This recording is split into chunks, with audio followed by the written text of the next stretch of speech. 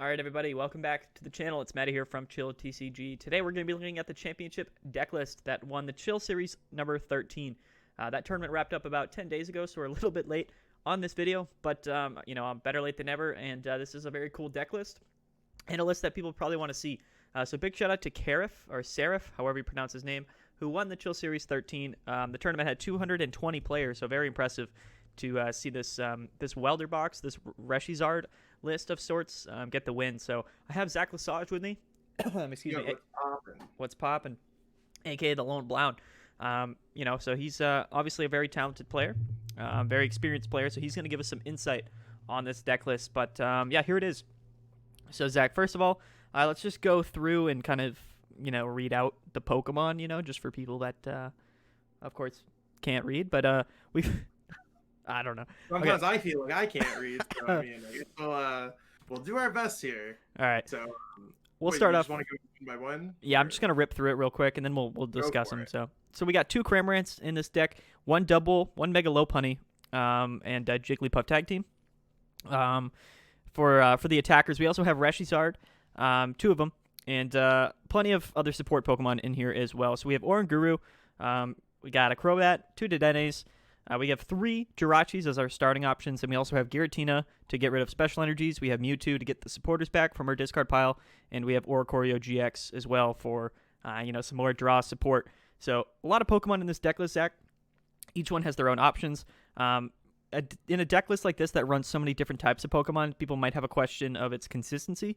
But overall, I think most of the time we are running two Cherish Balls, 4 Quick Balls, 2 Pokemon Communications. So plenty of different ways to find the Pokemon other than just drawing into them. But the consistency might be a factor for a lot of people here in this deck list. But, of course, it was proven, did win the tournament, so, maybe that's not a huge issue at all.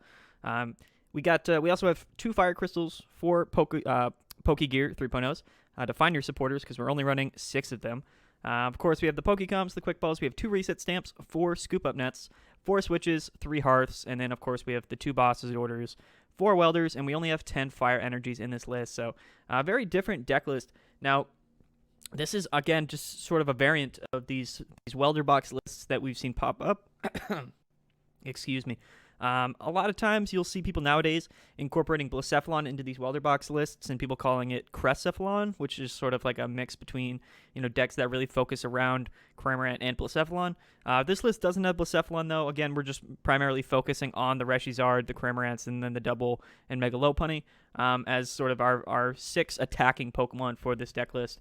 Zach, have you had a chance to play with a deck list like this or test it out or have any experience with lists like this? So, I mean, a lot of this stuff has been kind of built upon decks that I played when in real life play was going on. Right. I kind of went around, played Fire Toolbox for a lot of the season. Was able to get like a top 32 in the San Diego Regional Championships. And I got second place at Oceania International Championships with a very similar deck to this exact deck list. Obviously, that was before rotation and obviously before the pandemic. But, I mean, it's one of those things where the whole idea is very similar. Like, I played a copy of Mega Lopunny. I played Reshiram and Charizard. I played Dedenne. I played Drop. Like, it's a very similar core that they're able to build off of. The idea is the same. Yeah. Yeah. I mean, I feel like in a deck like this, I'd like to see a higher energy count. Maybe adding in things like Heatran-GX or something like that. Heatran-GX is usually one of my personal favorites. Yeah, that's interesting that this deck list doesn't have Heatran-GX. Maybe it's the trend. Like, I haven't really kept up. Like, I know that these decks kind of pop up week by week. Right. Personally, I'm not. I feel like Blacephalon is typically a better variant for me. I feel like if I'm going for something nowadays, I just want it to be pretty straight cut. Because all these tech Pokemon are. But maybe that's what it takes to win like the Chill TCG as your events grow and grow. So, I mean, I could be wrong. It's kind of like you could do a lot of stuff with tag team Pokemon. As we see, there's 2 tag team Pokemons with the Mega Lopunny Jigglypuff and the Reshiram and Charizard. Usually the tag teams are good at taking down other tag team Pokemon, like Pikarom and ADP. Right, especially Reshizard. Really provide a tempo, right? Yeah, I think even Azul made a very similar video, and he's like, tempos are. So just being able to go like 3 energies on a Pokemon, knocking something out, then doing 6 energies on a Pokemon, knocking out a 3 prize card. That kind of like vibe is kind of what allows this deck to thrive. I don't. I mean, I'm a little bit weirded out with some of the techs. Like, I've never like really been like Cramorant's like my vibe or anything like that. But I mean, I think to anyone who's viewing right now, if you're like similar to me and you're like 2 Cramorant might be too much, or maybe you want 3 Cramorant, decks like this are really kind of like your world. And odd techs typically do well in these types of decks. So it's not like there's going to be like you have to play toward Reckless exact deck list or something like that. It's one of those things where decks like this are usually undefined, and you could add in things like you could even add like a 1/1 Centiskorch. So maybe if you don't even own like all the cards to build like a Blacephalon deck, this would kind of be a good like build as you go and add techs as you acquire them kind of deck. Right. Yeah, no, I agree. It's one of those decks where you can kind of find all the cards that you have to maybe piece this deck together. Like I said, or like you said, you could put Heatran in here if you got it. I think Victini also you could see play in this deck list. I think you were running Victini in your list from was it Oceania? Yeah. Yep. Yeah. So there's also I mean, I think Volk could be cute here too. Like I just don't like if you miss a Welder, because Welder decks are so specific just like getting off the Welder. Like if you miss Welder, you're doing nothing. And that's I agree. I mean, with this deck, you could be using Cramorant to search through your deck for a couple cards, but with all the Reset Stamp and Marnie, I don't think that's absolutely a viable strategy. Like if you go turn 1 and attach an energy to Cramorant, 100% I'm coming after you with a Marnie. Yeah. So I mean, I think Volk sounds cute in this deck. Again, Victini V sounds good in this deck. There's just so many good options, and I mean, obviously, the person chose their options successfully to get this far with the deck. The premise is there, all the right cards are there. It's just, for me, maybe I'd go 2 Jirachis. Maybe for me, I wouldn't go Dubwool. Like again, this is where personal preference really comes in, and it doesn't matter if you're kind of a player who's looking to join the ranks, or if you're a seasoned pro player. There's nothing wrong particularly with any of the techs in this deck, and there's also nothing particularly right at the same time. I mean, no, for sure. What was that? I think it's just like an undefined deck. Even with like you see with the Crycephalon decks, the Blacephalon decks, it's just like Welder plus cards, and we can't look at like even like Blacephalon as a singular Pokemon anymore. It's just something to Welder to. Yeah. So all these Pokemon just carry the same Welder kind of attributes of colorless or fire type energies. It's all the same deck at its core, just like a Welder-based deck. Same thing with Centiskorch. So just choose one. Like if you like these style of decks, fire decks are probably second to Pika right now. That's so. I mean, if you're into fire type Pokemon or attaching fire type energies, it's a really good spot. Yeah, no, I agree, man. One thing that I was a little bit curious on was that he has the Oricorio-GX in here, which you oftentimes see in Blacephalon, which makes sense because that deck is revolved heavily around single prize Pokemon. This deck has a lot of single prize Pokemon, and of course you have your Jirachis and such, but a lot of times, like, I don't know if that Oricorio makes a total amount of sense in this deck. I'm sure it kind of came in clutch a few times. I do like the Giratina, of course, with like Limitless banning ADP and just other decks in general sort of playing tag teams more heavily. Things like Pikarom now have Mewtwo, a lot of Mewtwo decks in general, ADP, Luke Metal, tons of tag team Pokemon that can get one-hit KO'd by Reshizard, so I like running Reshizard in this list as well. I think sort of, especially in sort of this new age of online tournaments where ADP starts to get banned more and more, I think you're going to see a lot more Luke Metal lists. And the more Luke Metal lists that you see, I think the better that a deck list like this might become.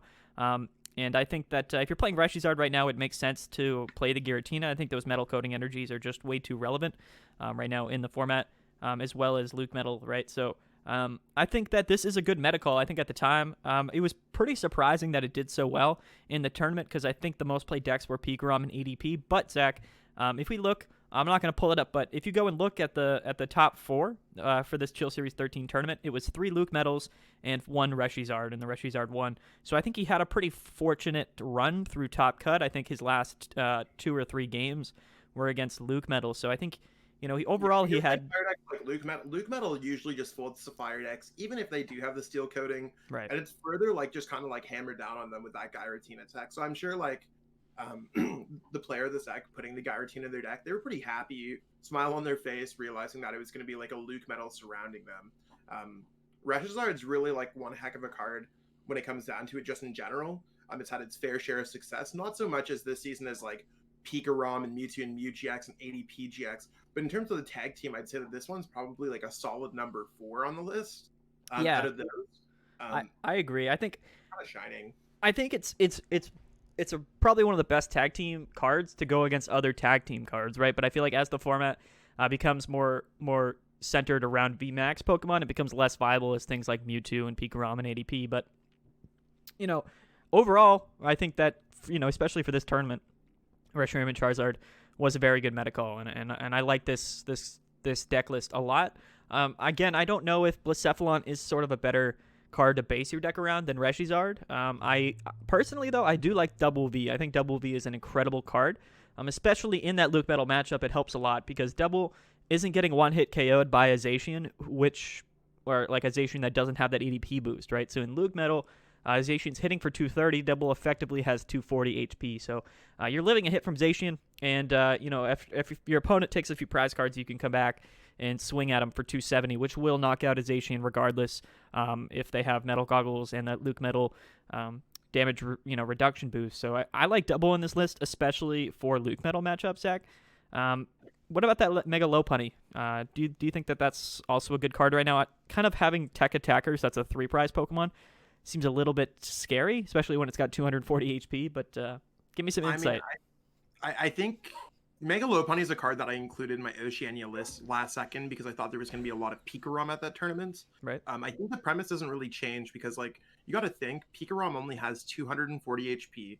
You're doing base 60, so you just have to find your opponent with 3 GX Pokemon in play in order to get an OHKO, and 4 in order to get an OHKO on any of the tag teams. Okay. So it's one of those things where, like, you drop a Dedenne here, you have a Peak, and then you have a Mewtwo on the bench or something like that. You're like, oh, cool, I'm just in range. So just being able to Welder in one turn and just kind of blow things up. Very good. It's only against tag team matchups, but I mean, there's a lot of them. Lopunny is effectively the most powerful card against tag teams. I've even thought for like my own Pikarom deck, can I add a Lopunny? I like that. Yeah, I like it's that. It's not man. bad. It does a lot of damage. Like some of these decks have a lot of our attacks are just like you do something, and the next turn you do something bigger, like Altered Creation GX, then Ultimate Ray, or then you're gonna go Full Blitz, then you're gonna go for Tag Bull GX. Mega Lopunny is just like, I'm attacking for a lot of damage right now, and it just creates like this huge kind of move. Like obviously it's not going to be helpful versus the Luke Metal matchup, but I mean it probably, like, if you're playing against an suspecting Pikarom player, you could definitely catch them off guard and just get a massive OHKO and give yourself kind of that tempo, because it's also not your GX attack, right, which is huge. Yeah. So that means next turn you go right into an Outrage, into a Double Blaze GX or something like that. I mean, there's a lot of options. So, I mean, Mega Lopunny is definitely one of my favorite cards. It's a fragile card for sure, kind of like a glass cannon. It could backfire on you huge, especially if you start with it. Right. But I mean, yeah, I think it's a really cool card to have in the deck. I mean, like you said, just sort of explaining that, I think you're right. It is probably really good against that Pikarom matchup, which, other than Boltons, right, it's going to exclusively be putting GX Pokemon on its bench between the Dedennes and the Mewtwo's and the Pikaroms and such, right? So I think in that matchup, even just that one specific matchup, if that's what you're using it for, it's worth running because, we all know that Pikarom is such a powerful player in a deck right now in this standard meta. I like this deck list a lot. Of course, you have Reshizard to get the big one-hit KOs with 300. Obviously really good against metal decks. You can get the KOs on Zacians and whatnot. Also, of course, it negates like Zamazenta. You know what I mean? Like if you're playing Sendascorch, like Zamazenta is a really good counter for in a lot of respects. And Reshizard doesn't care about Zamazenta at all. Cramorant, of course, good to snipe the bench. Dubwool, really good for those comebacks and good against Luke Metal. Mega Lopunny, great attacker against Pikarom. So I think that this deck has a lot of options for sure. And like you said, Zach, it's one of these decks that you can just change around to the current sort of meta and sort of change it based around what you think you're going to be running up against, right, in these tournaments.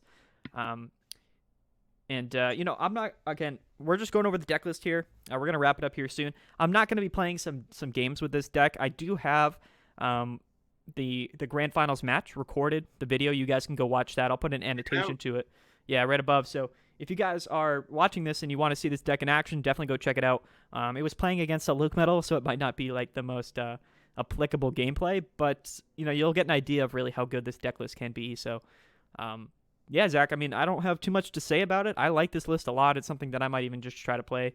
I think it's a really good one. Like I said, anyone who's watching this, whether you're a little bit low on ptcgo cards, maybe you've been like kind of budget grinding for some cards, this is a deck where there's only like one or two like things there. One Crobat, which isn't too bad. Two Dedennes, which isn't too bad. I mean, I think you could piece together most of the cards for this deck.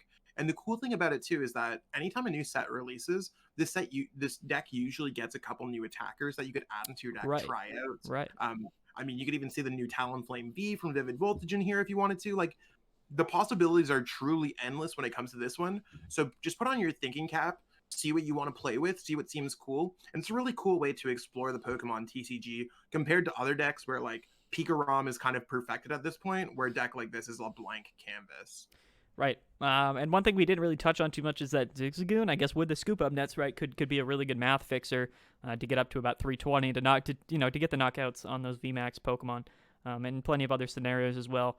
So I like Zigzagoon. Like, if you're running a deck with 3 Jirachis and 4 Scoop Up Nets, like, why not throw a Zigzagoon in there, right? I feel like it just it definitely fits in there. There's opportunities that you can use it. Even doing 230 plus 10 knocks out of Pikarom. Like, you just gotta look for your opportunities, come up with a game plan, and try to aim towards it. But I mean, it's cool for sure. Yeah, I like that Zigzagoon, and yeah, man. So that's it. That's this cool Reshizard list. I guess as we'll call it, Tempo Zard.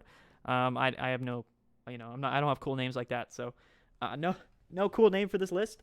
It's just a Welder box deck, heavily focused, of course, around Reshizard. And yeah, that's gonna wrap it up for the video, guys. So if you're watching this, thank you so much for watching. Thank you, Zach, for coming on and helping with the video. It's always good to have you on the channel. So for sure, thank you for having me. I totally appreciate it. Yeah. So click subscribe if you enjoy the videos. Get notifications for more videos in the future. Go follow the Lone Blound. Go subscribe to the Lone Blound on YouTube. He also makes very good Pokemon TCG content, mainly centered around competitive Pokemon TCG. So if you're interested in that, definitely go check out his channel. And I'm gonna leave you guys off with one more bit of information. The Chill Series number 15. This is our most special Chill Series tournament to date.